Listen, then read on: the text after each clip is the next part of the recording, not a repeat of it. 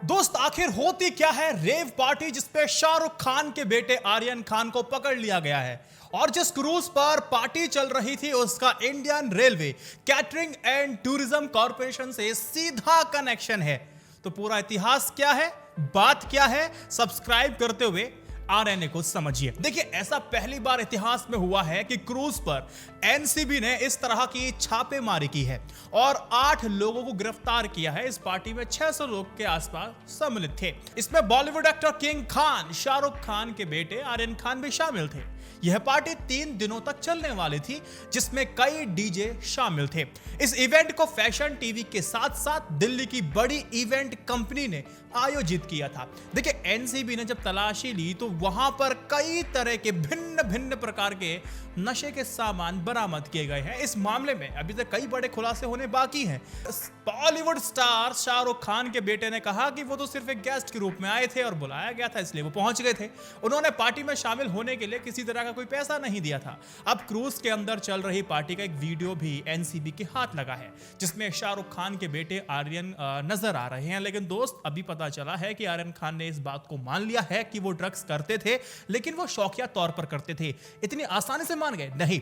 जब पुलिस ने उनका मोबाइल फोन को खंगाला, उसमें देखा कि ड्रग रिलेटेड उनके चैट्स हैं, उसके बाद उन्होंने कबूला कि हाँ वो लेते थे।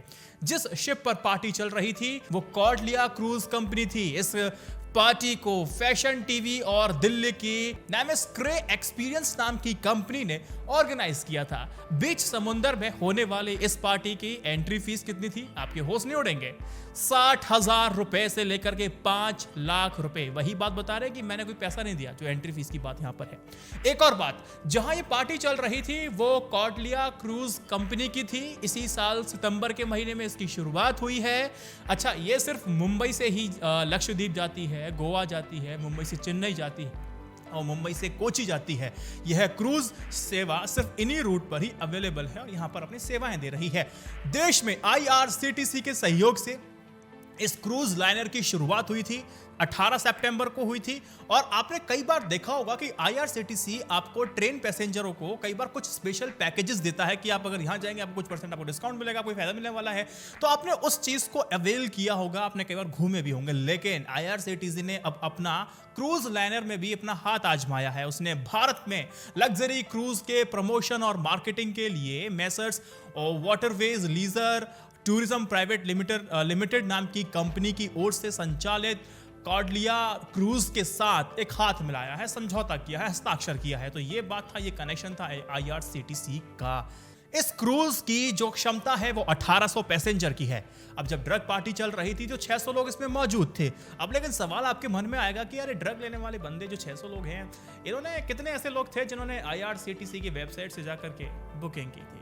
और जो अभी 21,000 करोड़ का जो हेरोइन पकड़ा गया है, जो ड्रग्स पकड़े गए हैं, अब वो कहाँ कैसे कैसे शामिल और कैसे कैसे क्या होता है तो आप अंदाजा लगा ही सकते हैं। लेकिन हाई कोर्ट ने पूछा है अडानी से कि भाई ऐसा तो नहीं है कि आपने अपने पोर्ट पे तो उसको उतरवा लिया, उसके एवज में कुछ मुनाफा भी लिया गया आपने? ये बात भी कोर्ट ने कही थी। क्या है रेव पार्टियों का इतिहास, ये मैं आपको समझा देता हूं। देखो, ऐसी पार्टियों की शुरुआत तकरीबन 20 से 35 साल पहले ही शुरू हो चुकी थी और ये लंदन में शुरू हुआ था। लंदन में रेव पार्टियों को बेहद जोशीला बताया जाता है। हाई टाइप, बहुत हाई वाली पार्टीज होती हैं ये वाली, बहुत हाई वाली ड्रग्स वाली। अब ऐसी पार्टियों को रेव पार्टी कहा जाता है। अमेरिकी न्याय विभाग का एक डॉक्यूमेंट बताता है कि 1980s की डांस पार्टियों से ही रेव पार्टी का जो चलन है वो निकला है। जैसे जैसे तकनीक, टेक्नोलॉजी और ड्रग्स का जाल फैला है, रेव पार्टियों की लोकप्रियता लगातार बढ़ी है। इसके बाद देश के कई शहरों में रेव पार्टीज का ट्रेंड लगातार जबरदस्त तरीके से बढ़ा भी है। रेव पार्टीज में आखिर होता क्या क्या है? देखो, मैंने आपको बताया कि एंट्री 60 से 5 लाख की थी उस वक्त, लेकिन एंट्री फीस होती है। इसका मतलब ये बात साफ है कि एंट्री फीस होती है। लड़कियों के लिए एंट्री फीस कई जगह पर माफ होती है। ऐसी पार्टी में म्यूजिक आपका जो होता है वो टॉप नॉच लेवल होता है भैया, बहुत शोर शराबा, कोकीन, हशीश, चरस, आईएसडी, मेफेड्रॉन जैसे कई सारे ड्रग्स इसमें उपलब्ध होते हैं। पार्टियों में ड्रग्स उपलब्ध करने का जिम्मा ऑर्गेनाइजर का होता है। कुछ रेव पार्टियों में एक चिल रूम भी होता है। भारत में गोवा के अलावा हिमाचल प्रदेश की कुल्लू घाटी अपनी रेव पार्टियों के लिए बहुत ज्यादा मशहूर भी है। मुंबई, पुणे समेत कई अनटियर शहरों में रेव पार्टीज पकड़ी गई हैं। अब रेव पार्टीज में ज्यादातर जो ड्रग्स होते हैं वो नेचुरल नहीं होते हैं, उन्हें केमिकल लैब में सिंथेसाइज किया जाता है। ज्यादातर ड्रग्स का असर तकरीबन 8 घंटे तक रहता है। कोकेन एक ऐसा ताकतवर नर्वस सिस्टम स्टिमुलेंट है जिसका असर 15 मिनट से लेकर के 60 मिनट तक रहता है। ये एक आपके बॉडी के लिए एक अलर्टनेस को बढ़ाता है। इसको लेने के बाद लगता है कि व्यक्ति बस मस्त है, सारे दुख खत्म हो गए। लेकिन ड्रग्स के ओवरडोज से कई सारे लोगों की मौत भी हो जाती है। दुनिया भर के रेव पार्टीज में ड्रग्स ओवरडोज से मौतों के आंकड़े हैं जो रिपोर्ट्स में दर्ज हैं।